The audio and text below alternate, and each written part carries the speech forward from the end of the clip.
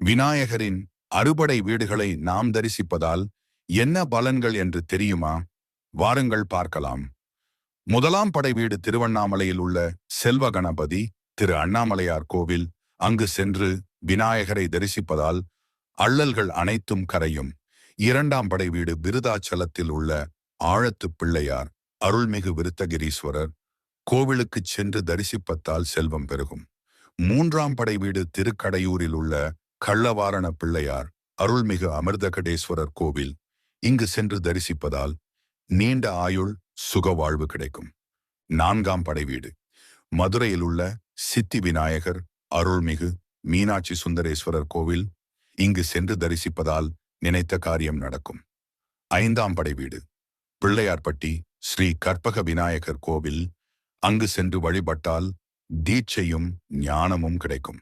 ஆறாம் படை வீடு திருநாரையூரில் உள்ள பொல்லா பிள்ளையார் அருள்மிகு சௌந்தரீஸ்வரர் கோவில். அங்கு சென்று வழிபட்டால் முக்தி தேடி வரும். விநாயகரை நாம் முழு மனதுடனும் நம்பிக்கையுடனும் பிரார்த்தனை செய்யும் போது நாம் நினைத்த காரியம் நிச்சயம் நடைபெறும். நீங்கள் விநாயகரின் அறுபடை கோவில்களில் எந்த கோவிலுக்கு சென்று இருக்கிறீர்கள்? கமெண்ட்ல சொல்லுங்கள்.